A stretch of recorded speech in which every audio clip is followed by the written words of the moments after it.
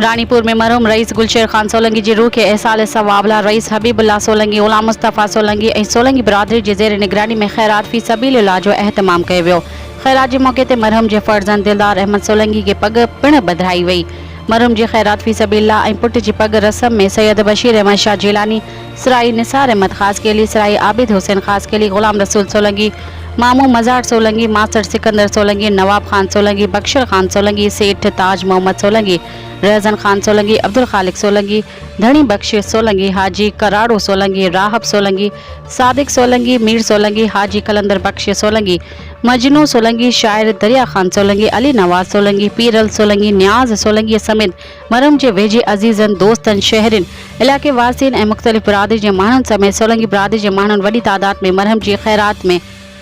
जी मानी में शिरकत करे मरहूम जे पुट दलदार अहमद सोलंगी के पग जा वर ॾेई पग ॿधाए आख़िर में सैयद बशीर अहमद शाह जैलानी मरहूम जे रूह के एहसाल सवाब ऐं वारसनि जी बहितरी लाइ दुआ पिण कई।